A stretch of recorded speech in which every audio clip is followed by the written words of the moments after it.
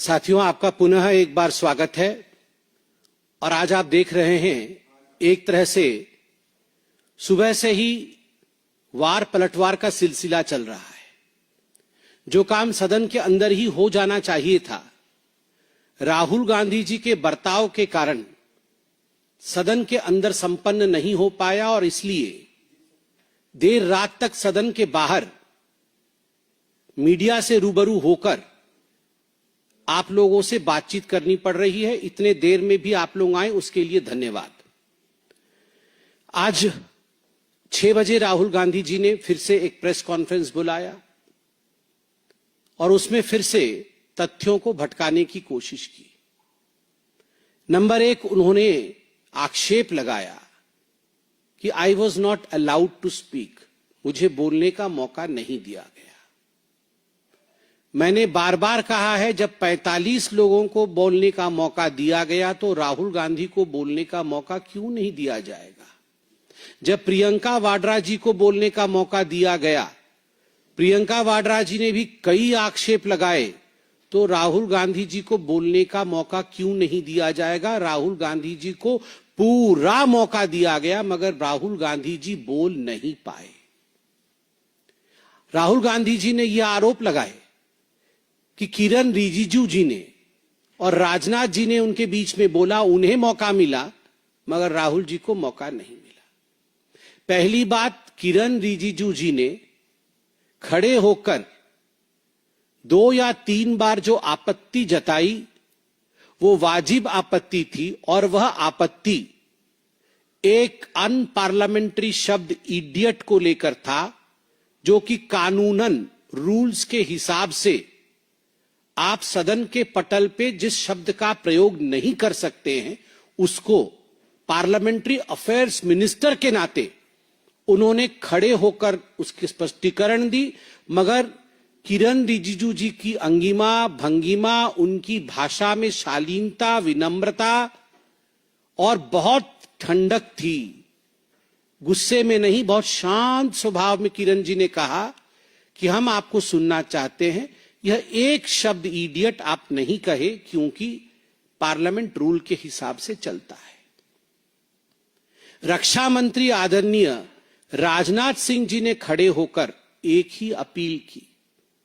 उन्होंने कहा, राहुल जी आप बोलिए, और मैं हमारे सदस्यों से, ट्रेजरी बेंच के सदस्यों से यह अपील करता हूं कि सब राहुल गांधी जी को ध्यान से सुने। इससे बड़ा लोकतांत्रिक परंपरा क्या हो सकता है, जहां सदन के उपनेता रक्षा मंत्री स्वयं खड़े होकर व्यवस्था की चिंता कर रहे हैं और राहुल गांधी जी को ध्यान से सुना जाए उसके विषय में कह रहे हैं। तो राहुल गांधी जी का यह आरोप बिल्कुल गलत है कि उन्हें बोलने नहीं दिया गया। राहुल गांधी जी ने कहा कि मैं बीजेपी या आरएसएस या बीजेपी से जुड़े किसी व्यक्ति से कभी माफी नहीं मांगता हूं और नहीं मांगूंगा। अभी तो कुछ दिन पहले ही कोर्ट में शिवराज सिंह चौहान जी से माफी मांगा था, लिखित में माफी मांगा था कि मुझे प्लीज माफ कर दीजिए। और मुझे याद है, चौकीदार चोर है जो उन्होंने कहा था, सुप्रीम कोर्ट ने उनसे हलफनामे में एफिडेविट पर माफी मंगवाई थी। एफिडेविट हस्ताक्षर करके राहुल गांधी जी ने माफी मांगा था। तो राहुल गांधी जी, आप यहां माफी नहीं मांगते हैं माइक के सामने, मगर कोर्ट में जाके एफिडेविट देके आप माफी मांगते हैं।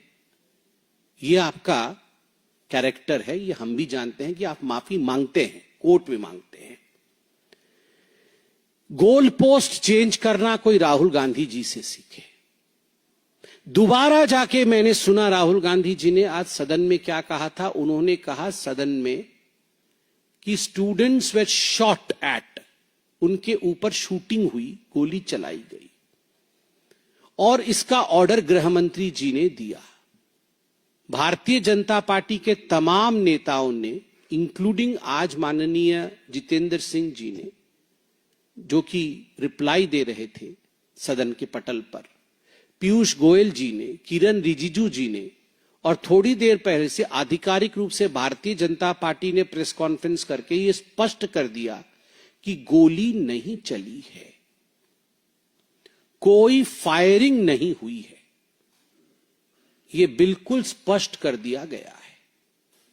कोई कारतूस हो तो आप दिखाइए, कोई बैलिस्टिक जांच रिपोर्ट आपके पास है तो आप दिखाइए। तो गोल पोस्ट चेंज कर दिया गया। तो ये जो गोल पोस्ट चेंज करने की आदत है, यह राहुल गांधी जी की पुरानी आदत है। और मैं एक बात फिर से, आई एम रीआइटरेटिंग, मैं फिर से उसे दोहरा रहा हूं कि जिस समय एक भीड़ होती है, एक प्रोटेस्ट होता है, उस समय लोकल एसडीएम जो वहां मौजूद होता है, सब डिविजनल मजिस्ट्रेट, उसके हाथ में यह क्षमता होती है कि तत्क्षणात क्या एक्शन लेना है। अगर परिस्थिति हाथ से बाहर जा रही है तो कितने फोर्स या कितने बल का प्रयोग करना है, इसका निर्णय वो एसडीएम वहीं के वहीं लेगा।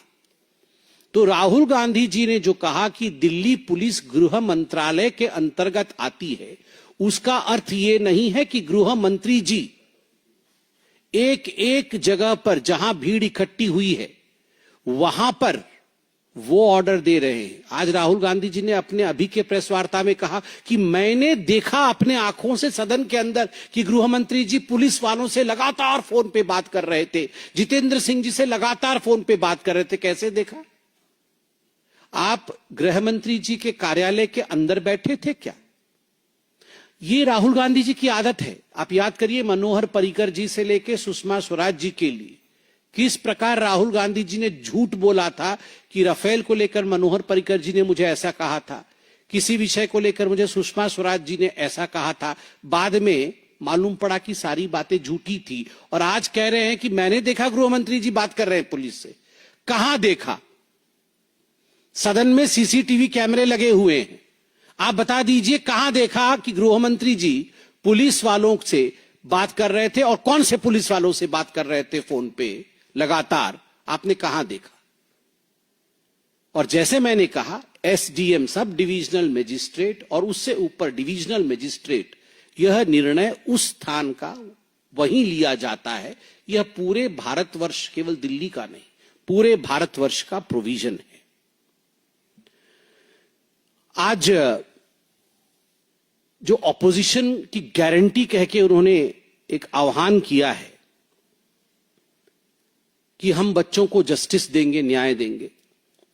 देखिए, बड़े स्पष्ट शब्दों से भारतीय जनता पार्टी के प्रवक्ता के नाते मैं कहना चाहता हूं कि हो क्या रहा है यहां।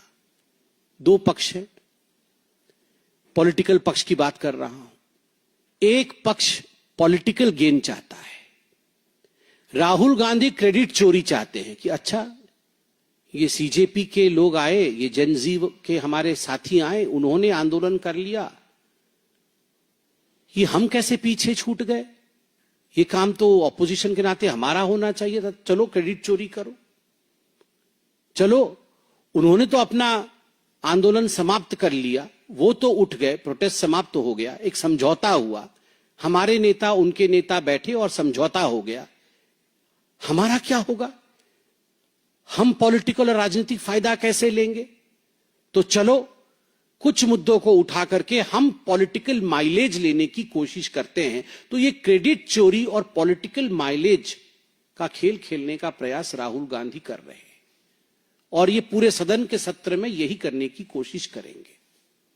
और अंततोगत्वा मैं आज आपको स्पष्ट रूप से भारतीय जनता पार्टी का राहुल गांधी जी को लेकर और राहुल गांधी के सदन में दिए हुए वक्तव्य को लेकर जो मत है, उसकी स्पष्टता रखता हूं और वह है माफी मांगो राहुल गांधी। माफी मांगो राहुल गांधी। माफी इसलिए मांगो क्योंकि आपने भ्रम फैलाया। आपके भ्रम के कारण देश में फिर से अराजकता